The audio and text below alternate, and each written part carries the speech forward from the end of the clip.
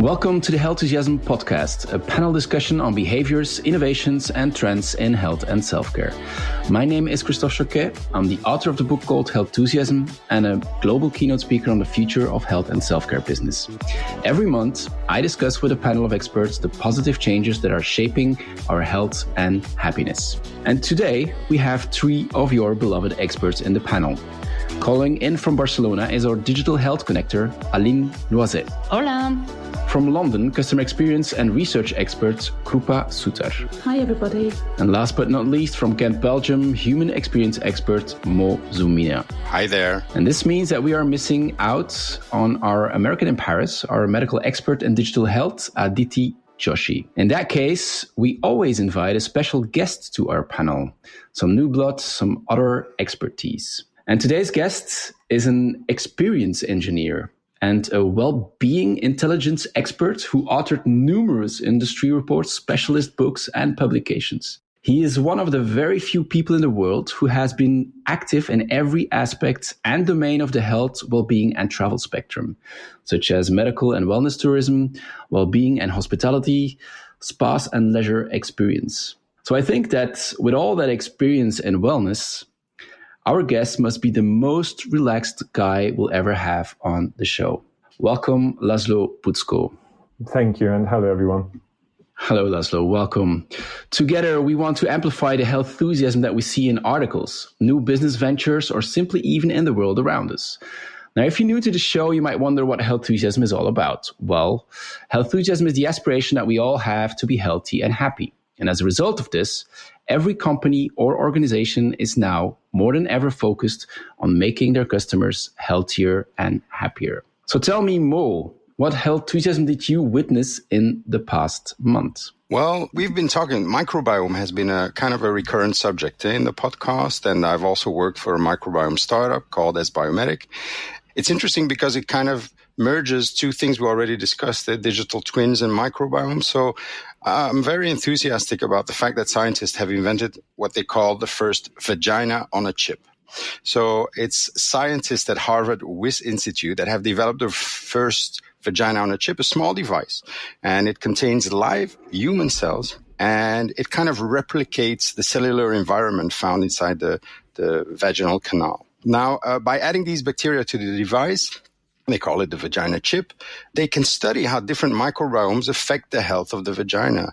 And what's also interesting is, with the startup, the non-for-profit that we started, we've also funded research on vaginal health. So I think it's really interesting how they can really reproduce that environment using technology and making sure that we have a better basis to see how the microbiome reacts and how the different strains react in that environment.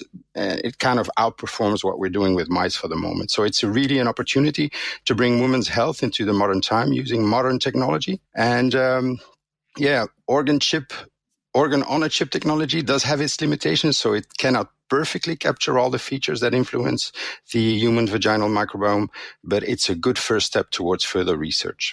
Lovely. I didn't see that one coming. Vagina on a chip. Maybe in the same kind of sphere of maybe confusing words combined together. Does anybody know what digital lavender is? I see everybody saying no. Well, it's some sort of purple color.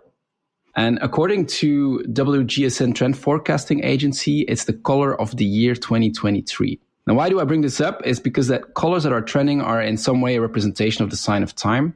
And digital lavender is showing just that, because it's a gender neutral color, but it also represents wellness and digital escapism. And research even showed that this type of color, which apparently has shorter wavelength, actually radiates stability and balance and evokes calmness and serenity.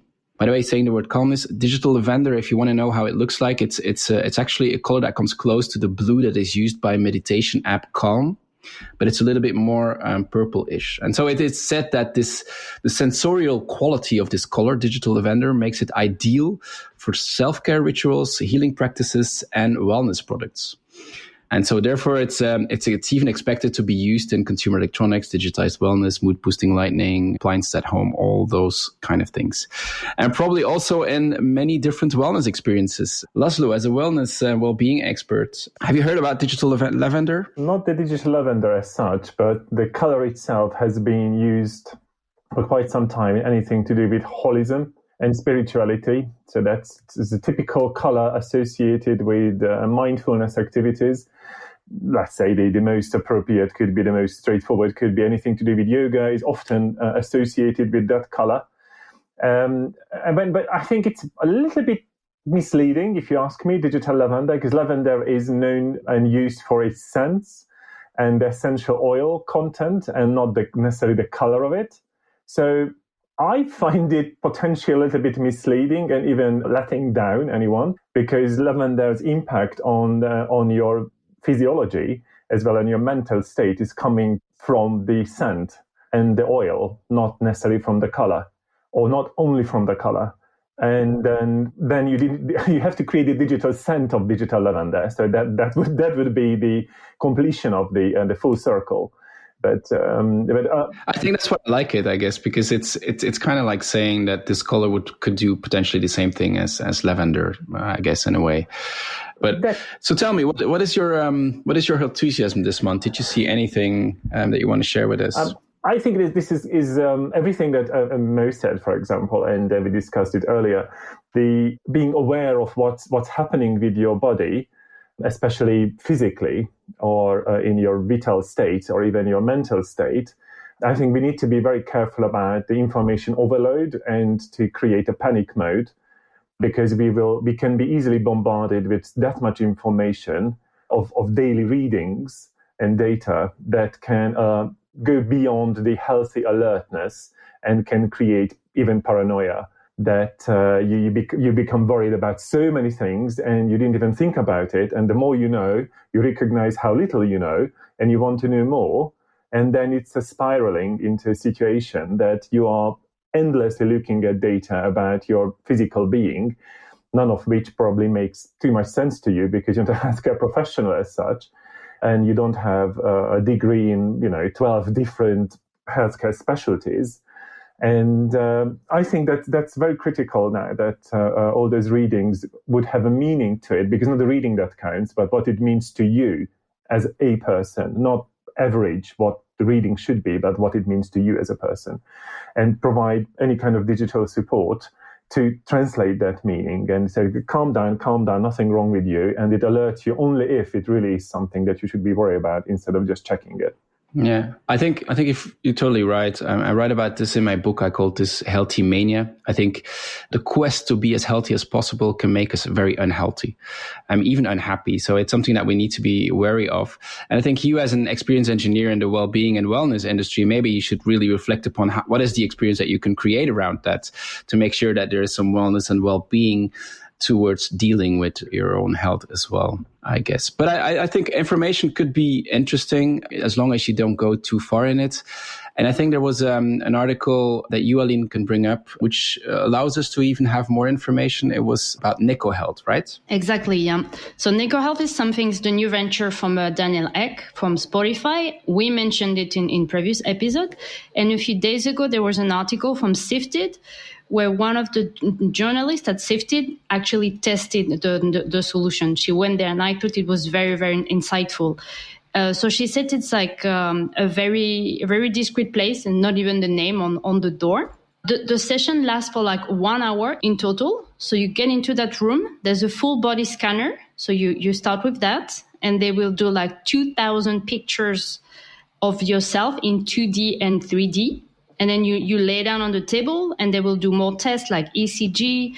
They will check how your blood is circulating, etc. So after that, you get dressed again. You come back in the room, and all the tests are ready already. So if you think it's 1 hour total, and they manage to get the blood test back, they show you the images, and they give you a summary of what's going on with you. And if you need follow-up, if something is wrong, they can recommend you to someone.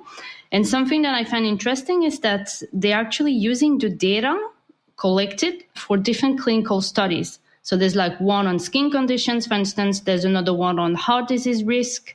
So I think that's great to advance. So their positioning is like they're really focusing on the future of the patient. They really want to revolutionize preventive care. And if you think about it, like when they publicized the appointments, they all went away in 2 hours, and they've got 5,000 people on waiting list, and it will take them like 2 years to slot those people. So I think it's very interesting. So they received some criticism already, as we can imagine, saying that they're actually focusing on something that's not the problem already. But I think it's very interesting. So they are in Stockholm at the moment. They have one clinic. They want to expand in maybe more countries, more cities, etc. So it will be interesting to see the development of Neko Health. Yeah, I love it. Talked about it earlier as well. And I think one of the major things here, and what I'm really looking at with Neko Health, is the experience that they're providing. Because healthcare is not typically known for having a good experience or providing a good experience. And this might be different. So I'm curious to see how they can maintain, how they can adapt, and what others can learn from it. Talking about experience, I came across a study by Rock Health. It was their 2022 Digital Health Consumer Adoption Survey. And the study revealed that telemedicine in the US has officially reached 80% of adoption. 80% of adoption. And it is said to have become the preferred care channel for prescription refills and minor illnesses. So this is what I really like, because I really understood in what cases telemedicine might be very valuable. And again, we're talking experience, and I think that is exactly what this brings. So I really like that study. Another study that I saw that I want to share with you as well was done in the UK, Krupa. It was the world's largest 4-day work week trial. It was done in collaboration with Cambridge University, and it has been concluded, and the organizers behind it say that companies who participated in the study reported an increased revenue and decreased resignations, which is amazing. And about 92% of the companies participated will continue the shortened week. 32% already said that they confirmed the policy change is permanent. And so going back to healthhusiasm part of it, the trial also showed improvements in the well-being of employees. I mean, there were quite some well-being elements measured, like stress, burnout, fatigue, exercise, mental health, physical health, and all, and amongst many others. And apparently on most of these elements, it was really interesting enough to continue this 4-day work week. Krupa, to the UK. What have you read? What have you seen? What healthusiasms have you seen this month? Thanks, Christophe. I have seen that. It's really amazing, and it follows from other countries that have been successful in the 4-day week. So it's fascinating. I think I'm going to lead on from what Aline was talking on just earlier around preventative healthcare, and go to my first healthhusiasm. And that's a collaboration between University of Imperial College London, UCL, Birmingham Uni, and Cancer Research UK.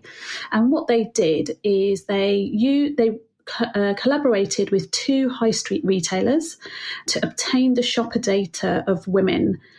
They had in total just under 300 women participating who shared their shopper data going back 6 years. And what they concluded was that the 153 women who were diagnosed with cancer, there was a notable increase in their purchases of pain and indigestion medicines, and which led subsequently to their diagnosis of ovarian cancer. And that pattern was seen 8 months in the lead up to their diagnosis. And that was compared with the 120 women that were not. So this is just a fantastic example. I talk about it with Women in Data as well through the work that we're doing, but it just shows how shopper data can be used for good. And ultimately, by sharing, if you do get the correct permissions, you could be leading towards preventative healthcare or having a very early diagnosis to lead to better health outcomes. So that's my first healthhusiasm. And then the second one relates around National HIV Testing Week.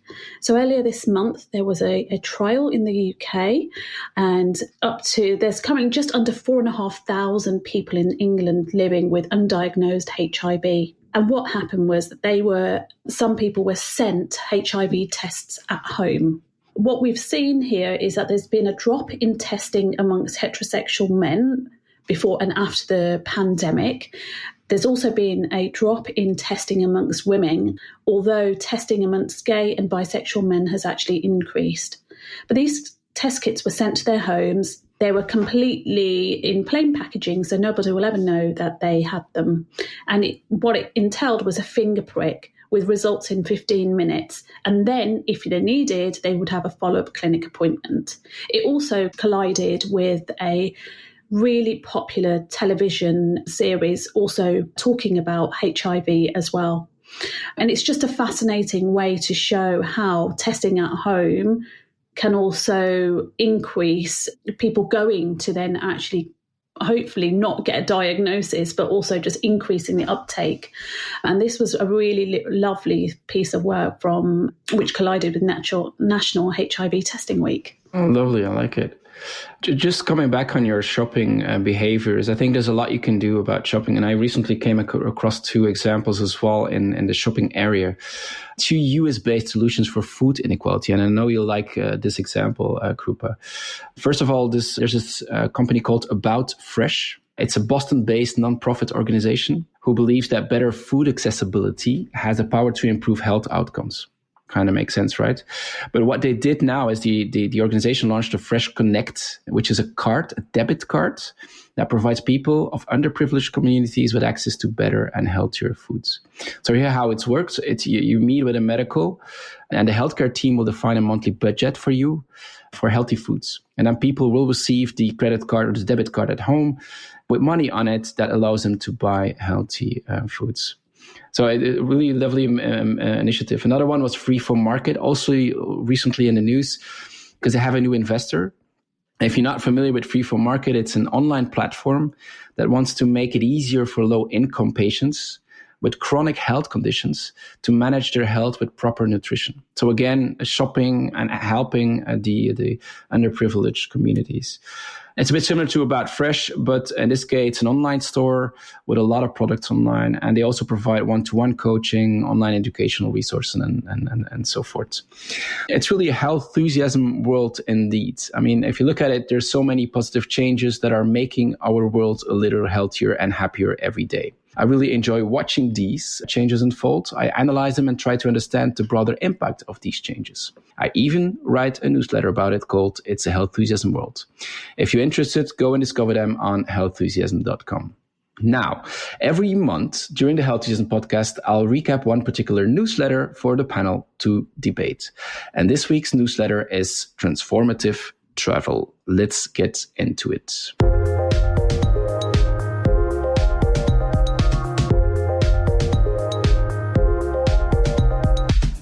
So when we're thinking of the most innovative industries, the travel industry may not immediately come to mind. But the travel industry has always been one of the most innovative in the way that it provides value for its customers.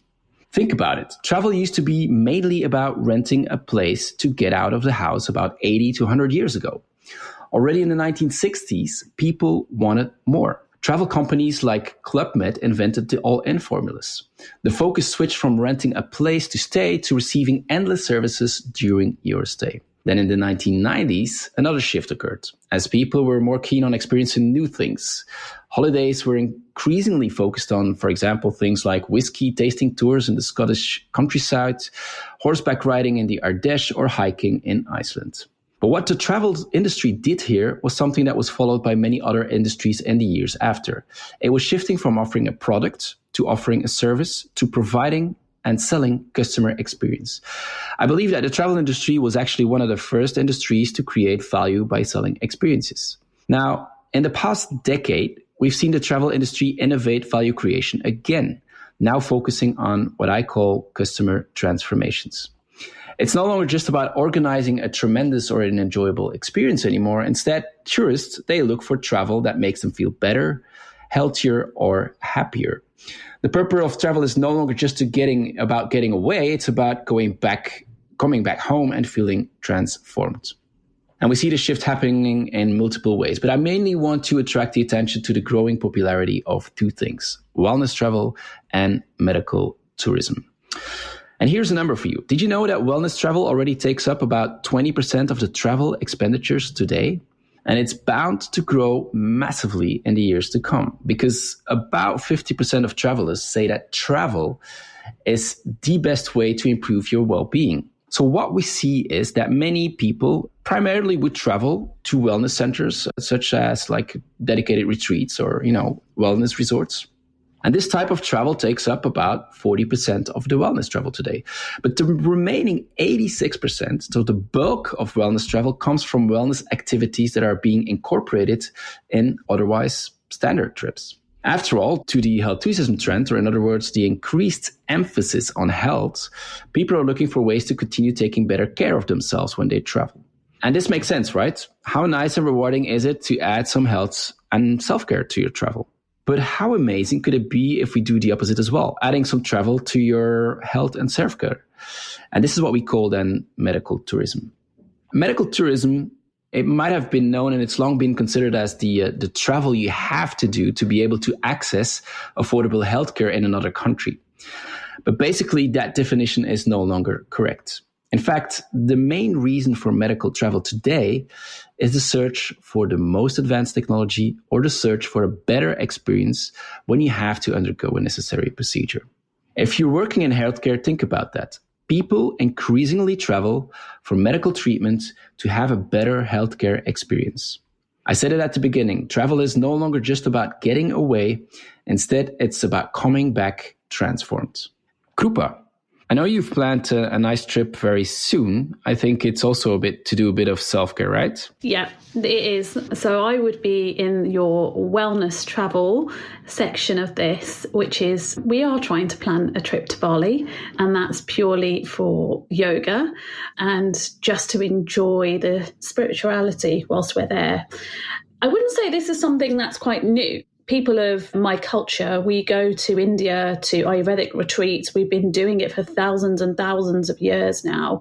So I wouldn't say it's something that I would see that was particularly new. And also, because I've worked for a major airline in the past, they've offered treatments on board to certain customers that may travel in their upper class cabins, for example. So they're able to get massages on board or manicures or pedicures or whatever they wish, or in the spa lounges that they have at the airport, they've got, full access to a spa.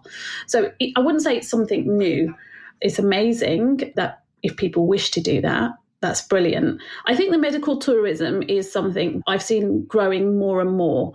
Traveling, yes, for advanced treatment for sure. But if we take the example of, I've talked about this in the past, of IVF, for example, particularly in the UK, there was a study very recently by Fertility Network UK, and it showed that 93% of their respondents would consider traveling abroad.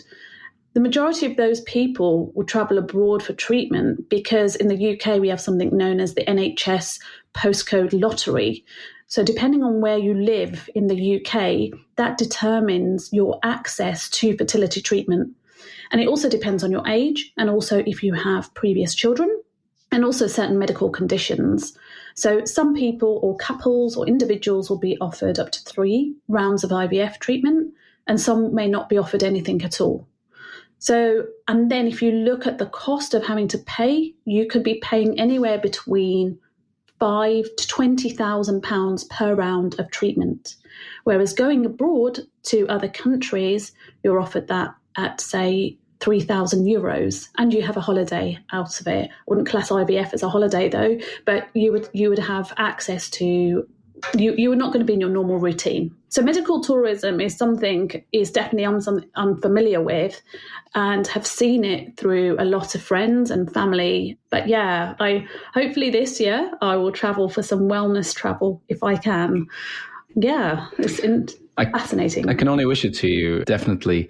But indeed, it's nothing new. And I probably think that László will agree with this statement as well. I absolutely do, and absolutely I agree with that, and especially that none of this, what you mentioned, Christophe, can be justified by data, because statistical offices have a tendency of collecting data by first motivation or primary motivation of guests, or they do exit surveys, and many of those countries wouldn't collect data about medical treatments or wellness treatments. So most of the data that's been quoted left, right, and center has very little justification or grounds.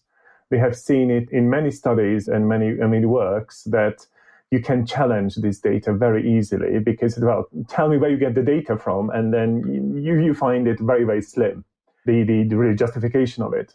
But certainly traveling for any kind of health purpose, that's nothing new. From Delphi, from the ancient Greek times and also on, that's people have been doing it and taking the waters and going to climatic resorts and after Industrial Revolution and visiting historic thermal towns. I mean, what's new in those?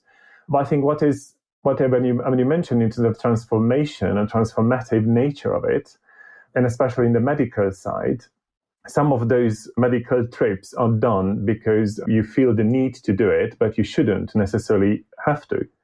Especially plastic surgery, dental work, hair implant, those things, your voluntary decision because you're not happy with yourself or you want to look a little bit different. Therefore, you look for a solution and it will be very price dependent. And when, Kripa, you mentioned the IVF, if your clinic can prove and there is evidence that your success rate is around 90%, people will come to your place from all around the world because all they want is the hope, not the wellness of it, the hope that they will feel complete. And the number one thing that will decide should or should not come to your place is the success rate. All the rest is secondary. Price doesn't matter. Location almost irrelevant. Is that, can you prove me or can you assure me that around 90% of the treatments would be successful, so I would be blessed with a child. And that's what you care about. All the rest is no one cares. And really, when you have cancer treatment and people travel because they really want to have the best potential, best opportunity to survive and to live, they take on all sorts of treatments, none of which actually never been approved or never even be properly tested or certified. They go to countries where they believe that treatment which they Googled would provide the necessary outcome and result, and they are desperate and they want to survive, so they take on anything and everything. So the lawmakers and policymakers are really running behind of what the internet can do, and people really say they really don't really care about anything else. They want to take treatments on international waters. They on a cruise, inverted commas, cruise, and they do an IVF treatment on international waters. And because that wouldn't be permitted or whatever other treatment, I can mention a couple of those, that you cannot take at home because it's illegal, but they go somewhere else and they take it. And everything is fine as long as it's not fine. So you have repercussions, then somebody needs to pick up the pieces. And that's what we certainly can't do in international legal situations. So I understand, I mean, there's a lot of health washing out there, as we call it. I also understand that many of the numbers might not be 100% correct or falsified or wrongly questioned. But you've been active in the industry for 25 years. What you must have seen a shift in the last 25 years, a positive change.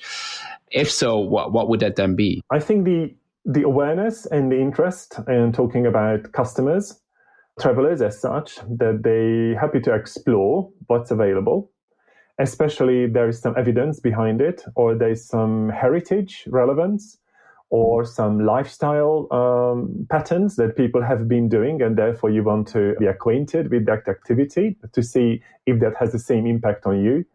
All those international measures, such as the happiness indices, the world various happiness reports and well-being studies and quality of life studies, and all that, really highlighting that you can do something. So I think that's critical here, that you need to understand your role in all this, that it doesn't just happen. Blue zones and the Hygge and the Lagom and the various other happiness systems in all that many different countries. I think the impact is now that people are more aware of options, and that's okay. Great. Okay, Mo, what's your thought on this? Well, it's really fascinating, but I think in the case of Krupa, for instance, getting IVF and having a holiday it's both beneficial to the outcome. Because I think, reducing stress, I think if you look at the stress that is related to IVF and you can do it in a relaxed environment in the best way with your significant one, I think that's incredibly increasing the odds. Just also looking at that bigger picture is incredibly interesting. To go back on László's remark, the blue zones and things like that, it's an ecosystem. It's the entire environment that drives you to, it's the community, because a big part of the blue zone is the social interaction you have with communities, the fact that you're not isolated and things like that. So I have some thoughts of that, but I think travel is escapism. It has always been like that. And we also get the sense that the further we are from the place we have our troubles, the better it is to let them go. And the thing that we see right now is that the world has become smaller. We also have closer access to spa and wellness facilities. We see saunas being integrated in some houses. It's very easy. So to really have an immersive experience, we need to travel further and farther away to really be immersed in that. So love to have a coffee with you, László, to talk about that and talk about the behavioral side on it. But it's a healthy trend, but I think it's also a trend that is not only for the wellness, but sometimes also for profiling ourselves amongst the community and Instagramming our way to fame. Right. Thanks, Mo. The world is indeed becoming smaller, and we can indeed follow people online and see when and where they are traveling. Aline, I see online very often that you are traveling all around the world. The world is very small to you, right? You go to all sorts of conferences. How do you live this travel for yourself? I love traveling, and so I travel a lot for work, but I always try to take advantage of those travels to discover the countries where I am. So I went to Saudi a few weeks ago when I went to visit the line exhibition that we discussed. It was really, really good. But for me, it was important to spend that day to discover the culture, the people there. It was great, really great country, very, very welcoming. But I think it's very important. And Mo, I agree with what you were saying, that we need to go farther away to experience those things by travel. So I went to Bali just before the pandemic. As Krupa, you're going to do like a transformative trip just for myself. And it was fantastic experience. Like the yoga there, it's something so it was my first experience with yoga. I didn't really do yoga before that. And there it's like, it's a culture. They live yoga. And I came back to Spain and I said, now I want to do yoga. And I looked for some teachers and it didn't work. Like they were doing things very fast. Like it was automatic. There was not that special thing that you can find in Bali. No? It's like, I can't wait to go back. Like, Krupa, I'm very jealous that you're going to go there. I think that's what's very special, that what those places bring, no? But on the other side, what bothers me a bit about those like transformative travel is that I feel it has turned into a business. And Mo, you mentioned before maybe the vulnerability. And people, I think, put prices that are not always justified, the value that you get. So what I normally do, especially when I do travel for pleasure, like Bali, or I did Iceland 2 years ago, I do the trip myself. So I plan the trip myself. And at the end, it's more economic. It suits me, what I want to do. So I'd come back transform, following my own needs, no? And then when we talk about more like the medical side that you mentioned, Christophe, so here in Spain, so we have a lot of that, Spain, Barcelona, it's a very known city for IVF, for instance. And I think it's really good to have those packages that you were mentioning, like to make everything ready for the people. It's not an easy process to come here for IVF. I think people are very stressed. I agree with more like if you can be relaxed, it also increases the chances of success. For some people, there's also maybe a culture. So if you don't worry about that, I think it's really the best. On that side, what I'm always worried about is the customer's service. If you go to a country, let's say you can go to Poland for your teeth, you can go to Turkey for cosmetic surgery. And if you have an issue, like, what do you do? Like, do you need to go back to the country? Like, can you get that customer service in your own country? Maybe your dentist will say, no, well, you didn't do it here. Like, I can't take care of it. Do you have to travel back there? So that would be a bit my concern around that medical tourism. Yeah, interesting. I haven't thought about it indeed. Well, thank you for that discussion, and thank you for sharing with us your travel plans or your former travels. Now let's move to the next segment of the Healthhusiasm podcast. Is it something, nothing, or everything?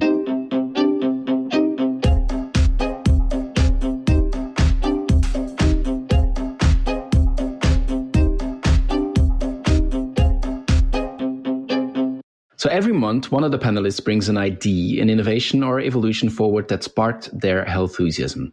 The rest of the panel will then debate and share their opinion about it. Do they find it something, nothing, or everything? And this month, again, I'll be taking this topic. And it's about human enhancement. You may have seen him passing by in the media, a guy named Brian Johnson, the tech millionaire who is now focused on regaining his youth with a rigorous plan that involves a strict diet, medical procedures, and treatments, and which costs him about $2 million a year.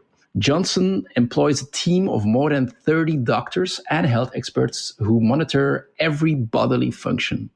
He's taken over 35,000 images of his bowels, blasts his pelvic floor with electromagnetic pulses, undergoes weekly acid pills and laser therapy, has fat injected into his face, takes 24 supplements while being on a strict vegan diet, just to name a few. After 1 year, experts say that he has, or that he may have already reduced his biological age with about 5 years. Now, obviously, this may sound ludicrous, weird, funny, maybe even confusing, but it is an evolution and it won't stop pretty easily. The recent boom in genetic engineering, AI-powered exoskeletons, brain implants, longevity treatments are pushing the frontier of redesigning ourselves to a new level. So the real question is, or the real question at least that we need to ask ourselves is, how do we move forward with this? Because it is coming anyway. What are the ethics here? What is the policy or the guidelines to have? Is it okay to use these technologies to help a patient? And then is it also okay to use these technologies to enhance a healthy human being? Healthy between brackets, of course. Well, it's a difficult dilemma, but here's the thing. Right now, human enhancement is not really part of medicine. So this means that the laws, the institutional requirements, conventions, ethical guidelines that apply to medicine, well, they won't necessarily apply to human enhancement. Now, the good news is that frameworks, guidelines, principles are being discussed and investigated. For example, the European Commission works on an ethical guideline called Siena, which has a purpose to align them with the fundamental principles of human rights. But next to that, there's also plenty of research being conducted to understand how people think about such dilemmas. And one such particular study came out last week. And the study was actually set up to understand the moral acceptability and willingness to use polygenic screening of embryos. Now, for the sake of time, I'll save you from an in-depth explanation and analysis of the results. I will take you straight to the clickbait title of an article. It reads, about 40% of Americans would test and choose IVF embryos that are expected to be smarter. To put this into a context, that's the same amount of Americans that would consider an electric vehicle for their next car purchase. What's more surprising is that about 28% of people would even consider genetic modification when having children. 28% may not be the majority yet. It may not be that much. But if you think about it, that means that 1 out of 4 children would be an enhanced human. Smarter, better, more beautiful, whatever. I think we need to think about the potential consequences of this. We are at the very beginning of this boom of human enhancement. So I'd love to hear from the panel. Is it something, nothing, or everything? Let me go straight to Mo, because I can imagine you love this type of thing, right? Mo, is it something, nothing, or everything to you? It will become everything, I think. I think it will become everything. But, screening embryos, what are they screening for? Which of the little IVF embryos floating in a dish stand the best chance of getting into a top college someday, And then the question is, how relevant will college be? 1/3 of recent college grads are working at jobs that don't require a college education. Another big chunk of people work in a job unrelated to their field of study. So we also hear Elon Musk saying, I don't need a college degree. I just screen them differently. So I think the desire to screen for cognitive aptitude is already obsolete, right? And what is intelligence? How will intelligence evolve? The Americans were all appalled when the Chinese person did a CRISPR, to make sure that his baby wouldn't have the IVF gene. And now 28 of them are in favor of doing it. So I think it kind of brings the discussion about what is smart in the future, right? And what is that going to be? And what are you screening for? I'd rather have a screening for good parents. Because if you have a smart kid and you're effed up as a parent, you'll still miss the ball there. It's the notion of control. It's the notion of enhancement. But I do think that in order to prevent some serious diseases, like we're already doing it for Down, right? We're already doing it for Down syndrome. And I think it's about, are these people able to live a qualitative life rather than focused on performance? So I think if we can eradicate unnecessary suffering and screen for that would really be helpful. Great. So let's look for some enhancement of parental skills then. Yeah, I think that would be good. I think parents underestimate, how they invest in their kids and at the same time completely mess them up sometimes. László, are you enhanced as a human? Absolutely. Can't you see or hear? Absolutely, I am. No, enhancement, happens. It's not it's not like you're done and therefore nothing happens in the next 40 years. Evolvement, the difference between development and improvement, for example, indicates that one is measured in quantitative measures, other one is measured in qualitative measures. And I'm more interested in the qualitative measures, less so in the quantitative measures. But the enhancement as such, is it going to be emotional intelligence, Mo? Or is it going to be just the standard intelligence? Is parenting part of the emotional intelligence? Or is it, for example, in your case, parenting is not even necessary, may I say, because then the person is going to be so fantastically orchestrated, so they're just going to look after itself, I think, or themselves, or how I should say it nowadays. Not obviously not himself or herself. So that's obsolete to have a parent in that sense. And I think that becomes very much like a robotic, very focused on a certain purpose sort of life. I'm more emotional in that sense, and I think the human beings should be emotional and should be able to relate to others. And I don't think that much of that can be modified. You need to learn it as such to relate to others around you and what it means to a person as such. You can be very focused for a certain direction, a certain objective, but I think that will be a less enthusiastic and less purposeful life in that sense. Yeah, I see what you mean. I mean, the example that I gave about Brian Johnson, he's 45 now and he wants to become 18 again physically, is one way of approaching human enhancement. But I love the way that you look at human enhancement should be about mental and should be about how you evolve as a person, just beyond the physical stuff as well. Aline, what's your thought on human enhancement? I mean, you're a digital health expert. You're involved with a lot of technology. I'm sure you've read about Brian Johnson. What's your thought on this? Is it something, not for everything? I think it's something, but I find it a bit scary, especially the fact that you can select like embryo, especially like based on the mental capability. So when I thought about that, for me it was like feels like people are heading towards perfection, and I feel like that would be boring. Like, do I want to live in a society where everybody look the same? Or do I want to live in a society where everybody is like super smart? Yeah, I think what makes us special today as a society is like the difference, the specificity, the imperfection we each of us have. And then also I thought about the fact that if we have those people that can become, you select them as the like super smart people, I think that can create an even bigger gaps in society. Because I can't imagine everybody having access to that. It means there will be super smart people on one end, and then normal people or less smart people on the other end. So I can see this having like a more negative effect. And I would, really be missing that surprise effect, that serendipity effect that we have today. Like, when you're expecting a child, you wait till the last minute to know if it's a boy or girl. I think for those of you who have child, I guess it's something very, very special, no? So having everything planned like that, I'm not too sure. And then I will agree with more for the Ivy League school. If everybody's smart, like what's the point of the school? Like there will be too many candidates for the school. And then are we going to have like teachers smart enough to teach those first generation of smart people? So that was my take. Lovely. And you mentioned the gap in society. I have a gut feeling that is what Krupa would be mentioning as well, right? Yeah, I was thinking about, are we going to have a certain population that has access to more advanced treatments than the other the other half of the population? I don't know. I read the article.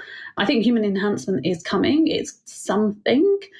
But at what point do you begin taking advantage of the person who is going through the process? At what point are you assessing them to make sure that it's still ethical to go ahead with what they want? There's so many things around it, and intelligence isn't everything. We just talked about blue zones. Well, actually, if you look at what makes them thrive, it's community. So if you've just got people who are intelligent, what about what's going on with their sense of community or social skills? Just screening on one thing, I wouldn't advocate for that. But I read this article and I have to say it made me very cross, and it made me really, really angry on it, because it's a bunch of imagine if, they surveyed the national population, or they said it's a representative sample. But those people aren't the ones who may be going through IVF necessarily. So you can't actually say what you would do unless you're in that given situation. It's so hypothetical. And for me, if you ask people if they're going through IVF, would you like to screen on intelligence? I think it would be pretty low down the list. What they would be wanting to know is, are they going to have a happy, healthy baby that is able to lead a good quality of life? I just feel that this study, if I could pick it up and put it in the bin, I would put it in the bin, because I feel like that was actually nothing. So I felt quite strongly on it. I do feel that human enhancement is coming. Mo, I can see you nodding along, and I think you had something. Did you have something to say there? Yeah, we're looking at the radical part of human enhancement. But if you look at how a medicine now is used for beauty, Botox, for instance, right? It is a granular inflection of how we use it for enhancement. If you look at rugby players 20 years ago and the way they look now, their body mass today, right? We see it in performance sports, right? So we are appalled by the dystopian vision of that. But in the meantime, it's granularly getting there, right?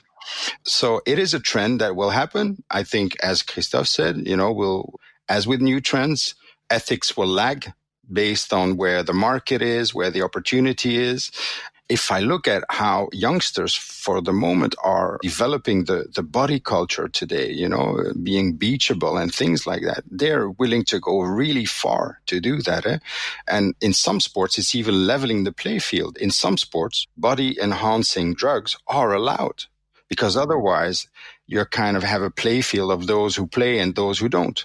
So yes, I am appalled by the dystopian part. But on the other hand, if we look at it today, there are already, a lot of things happening on body enhancement. And I think what's strange is we're trying to replicate the virtual visualization. It started with avatars, it started with filters and things like that. And we're having a problem telling them apart. When you have a filter, you look really great, and then you see yourself without the filter, and then you try to replicate the filter. So I think, if we're really honest, it's already there, and I don't think it will be stopped. That's why I said I think it's something now, but I think it will be everything in the future. Thank you, everyone. It is clearly something, and as Mo said, it is definitely happening already. It's creeping in our society. But now, time for something else. Normally, what we do as the fourth team is an inside out, outside in. But this time around, we do it slightly different.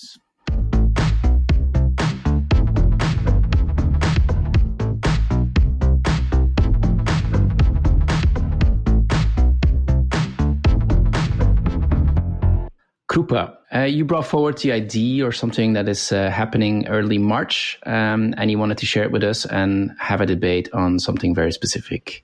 The floor is yours. Thank you. So 8th of March this year is International Women's Day, and the theme of this year is on embracing equity. So the term equality and equity often get used interchangeably. So if we just think about what the definitions actually are, so equality means that each individual or group of people is given the same resources or opportunities.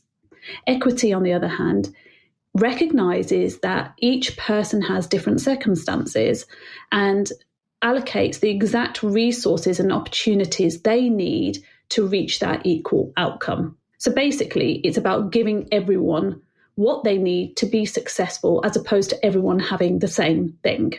What we already know is that people don't begin life in the same place, and that there are certain circumstances that make it more difficult for some people to achieve the same goals.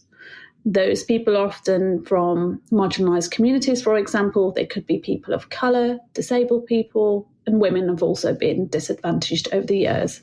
And the goal now is to remove those barriers so everybody can thrive, so everybody can reach their own levels of liberation.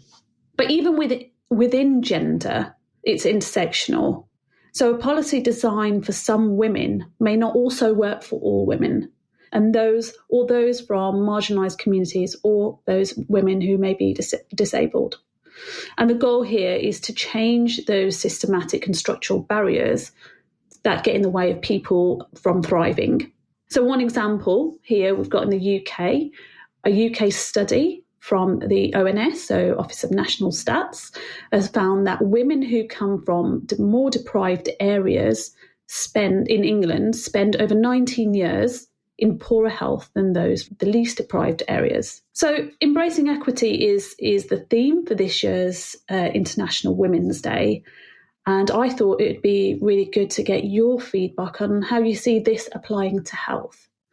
So I'll start with László. I think it's not just the International Women's Day that's important. And in that sense, it's a great moment to talk about this, because you need to give the tools and opportunities for everyone. You can call it hyper-personalization if you wanted in health. That you would have access to the right solution, not just to the solutions in general, but the right solutions that are relevant to you or the most useful for you. What I have been doing in the last year or so, and then you may say that that's not necessarily related to the International Women's Day, but I think actually it very much does so, is the looking at of wellness of men and wellness for men. And that has been overlooked, at least based on where we are standing, and also the 20 plus experts from all around the world. We decided that we want to do something about that. So talking about equality as well as equity, but for men in the field of wellness. And the study that we did is an exploratory survey with men from over 40 countries. And yes, it is just from men. But don't worry, the wellness of women and wellness for women is going to start as soon as we close this one. So we understand the equal opportunity here. But we really need to highlight that men would need to take care of their being and well-being way more than they have been doing so far. Krupa, you used this example of the HIV testing that is being sent to your home and no one would know what you are doing.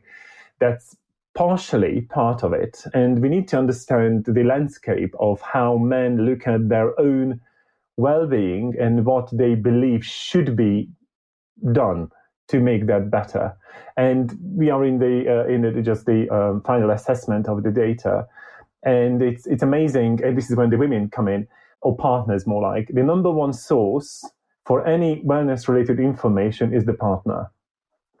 And whoever the partner is, obviously, because we need to remember that the same-sex relationships, there is no woman as such. But the partner, not the blogs, not the websites, not the various other social media platforms, but the partner. And to most men, that would be the women. And since they're way more equipped with information and experience in at least some of the wellness-related aspects, I think this is how I relate to the wellness, or to the Women's Day, that their role could be magnified and say that you have your own opportunity here to improve your partner's well-being. Thank you, László. Very interesting there. Christophe, it'd be good to get your thoughts on embracing equity, but also the feedback from László on his study and also the role of, say, women. In general, I think, as you mentioned earlier, I mean, health equity is attained when everyone can attain their full potential for health and well-being, right? This is also literally the definition of WHO that I'm reading right now. And so indeed, I mean, it could be focused on women, it could be focused on men, it could be focused on any type of population, let's say. Now, I tend to look at it from a very positive point of view. I know there's a lot to be done still. I'm 100% sure we're not there yet. But I tend to believe that we are in a better situation than ever before. I'm just not the person that focuses on the negative, mainly because if you focus on the negative, it tends to, what you focus on tends to grow, right? So that's why I really focus on what is already happening today. Besides, that's also exactly why I call, or that I invented the word healthusiasm, is because healthusiasm is exactly that. It's the positive outlook. It's the focus on all the good things that are already happening and trying to amplify all those good things. And so if I work with clients, and I thought about this because I really find it a difficult debate, this health equity, health equality discussion, because I mean, there's so much you can say. But when I thought about what I do with clients is that I always try to help to improve health equity. I always say that my job here is to make the world a little healthier and happier, one business strategy at a time. And the way that I do this, I try to work with clients and try to focus on the social determinants of health and happiness. I try to focus on the physical determinants like nature, building, the things that we put out there, the medical determinants, whether it's access or quality, but also individual determinants, biological determinants, the commercial determinants, the price setting, the advertisement, the products that we put on the market. So I always try to work with clients to impact the determinants that actually have an impact on our health and happiness. And what I see and what I really believe in is that for each of these determinants, we have a ton of examples and a ton of micro trends that positively impact health equity. So that's why I look at it from a very positive point of view. And I think that the debate around health equity should amplify or focus a little bit more the positive things that are already happening to make sure that those things grow and not always put a light on all the things that are not done or achieved yet. Because basically, and this is the pitch, of course, this is basically what healthusiasm is all about, right? So. Yeah, definitely. And you may have seen on the catwalk, for example, you have people who are disabled. They were showing larger plus size models, for example. They have women who are pregnant, on the catwalk. You have transgender individuals as well. And what that is doing is it's equity. It's allowing them to be the best version of themselves, but then, in the way that works for them. And that's been something that has been seen on the catwalk recently. Yeah. So you worked for Mattel, right? I did. Am I correct? Yeah. So Barbie, did you see the recent things that Barbie did? I mean, they brought onto the market all sorts of new dolls who are actually also disabled, who are gender neutral, who are different skin tones. So I think it's there's a lot happening everywhere that is empowering this health equity thing for sure. Yeah, thank you. Eileen, be good to get your thoughts on this. I'm very much a health equity more than you. So you talked before about difference between health equity and health equality. I'm more for equity than equality. I remember a few years ago, there was a woman at a conference in Germany. There was a prize that she won a prize for the best women in AI or something like that. And I saw her after the prize. She was like, well, that's nice, but I would prefer to receive best in AI. Why women? That puts you in a category. So I think what we want is to be chosen for what we are, not because we are a woman or a man. So I think that's important, and we shouldn't. The same should work for men. Like I'm not a fan of panel, like those panels I made just of men, but I'm not a fan of women, neither like a panel with just women. I think we should have that interaction between the two, like having, like we have here, right? Like bringing the male and the female opinion, brings something to the discussion and brings value. And then when it comes to healthcare, I think in healthcare sector, we're pretty lucky to have a good equity. Like women have an important role. They've always have. If you think about nurses, like the majority are women. And to László's point, that's something I always think about when we talk about women's health. So this is a thriving area. It's been growing a lot. There's more and more solutions for women, supporting women in the different areas of their life. But what do we have for men's health? So, I do a lot of conferences, organize conferences, scout for solutions, and I don't see many solutions for men's health. László, you mentioned that. Like, I was talking to a friend, urologist, a few weeks ago. I'm like, so what solution do you have? What innovative solution do you have for men? He's like, well, nothing. So I think that's important to it's important to focus on women. I agree.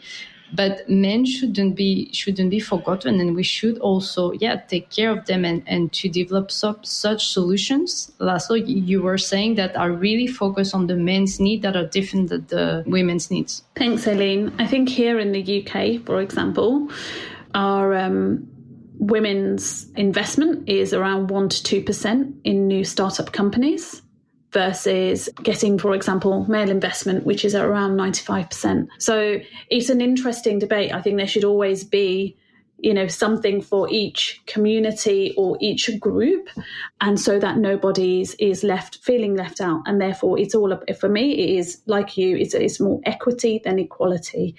Mo, be good to hear from you. I think the first thing we need to do is acknowledge the complexity of equity, right? It has different levels, as Christophe said. It's, first of all, internalized, what are unequal beliefs that you have as an individual. It's interpersonal, how we behave from one another. It's collective, social norms. It's systemic. It's institutional. So that's one thing. Secondly is, I do agree with Christophe and with Aline. If you focusing on one thing helps to exclude all the other things sometimes, right? Third thing is, what is the propensity of biology? Caring and self-care for men is different than for women. We've known it, right? Women use healthcare services faster, easier, right, than men. So I think it starts with embracing the differences. And I'm not for equity or equality. I'm for fairness. And fairness of opportunity. I think chasing equality of outcome is not healthy. I think we should chase equality of opportunity, because I do think that if one is over-supported, then at the end they'll require a certain level of performance. Let's talk about the business environment, right? I think we should work towards each individual having the same opportunity to achieve a certain result. But if you look at business outcomes, for instance, right, I think it's healthy. And I do believe that women are the stronger and the most smart leaders. I've experienced it myself. My mentors are women, as far as that's concerned. But they were pretty good at what they did. They were incredibly good at what they did, right? So we shouldn't exclude performance out of that, because if we look at the market is fierce. It is not fair. So over fairness in support could be unhealthy. So I think I believe in equality of opportunity. I believe in embracing the differences and knowing and personalizing what it requires for someone to get there and to get the fair chances, because the propensity between the men and the women to achieve something will be completely different. But to look at the percentages of startup investments, I think less women want to be entrepreneurs, because you need to be crazy to be an entrepreneur.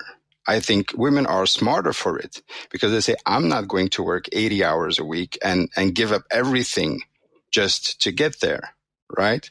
So maybe there's also a propensity there where women at a certain stage say, that life is not for me. And those who want to do it, will do it. And I think they need to have the real chances. So there is a kind of a smartness.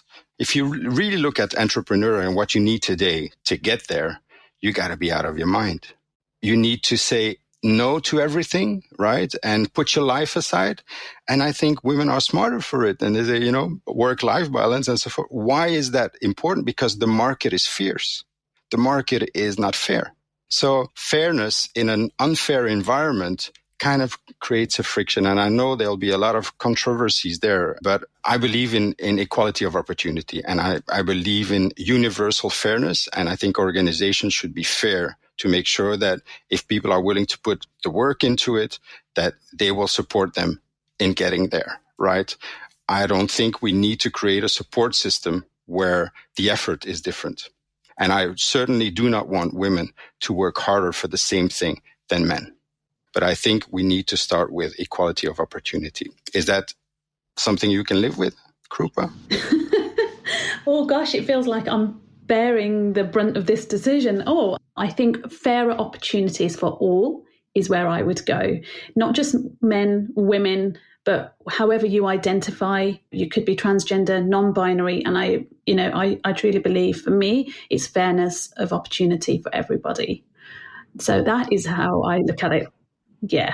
Yeah. If we elevate the discussion above gender, it's just fairness for everyone. Yeah. Yeah. Thank you. Thank you for having that discussion, everybody. When I created this panel for this podcast at the very beginning, I had about 45 to 50 interviews to select the panel from. I didn't have any idea. I didn't have any focus. The only thing I wanted was smart people who were fun to work with. And it ended up to be a very diverse group of people from all over the world. There were different ethnic backgrounds even, and different interests and whatsoever. And this is what the fairness is about. If there's an opportunity, anybody can grab it. Thank you for these discussions. Thank you for these smart words, everybody. I'd like to wrap up the Health Enthusiasm podcast for this month. Thank you for listening. If you like this show, don't forget to hit the subscribe button on your favorite podcast platform. By the way, you can find us on the Shift Forward Health channel. It's a podcast channel of thought leaders who are actively designing and building the health and self-care business of tomorrow. For now, I'd like to thank our own thought leaders for their insights and health enthusiasm. Thank you, Aline Loiset, Krupa Sutar, and Mozuina. But also thank you, László Puczkó. My name is Christophe Jauquet. We are the Health Enthusiasm panel, and we'd love to see you again next month for some more health enthusiasm. Ciao. Thanks for tuning in. If you like what you heard, please spread the word. Tell your colleagues to tune in for all the awesomeness, then leave a review on Apple, Spotify, or wherever you listen. This show is produced by Shift Forward Health, the channel for changemakers. Subscribe to Shift Forward Health on your favorite podcast app, and you'll be subscribed to our entire library of shows. See our full lineup at shiftforwardhealth.com. One subscription, all the podcasts you need, and it's all for free. And remember, we might have a lot of work to do in healthcare, but we'll get there faster together. Thanks again.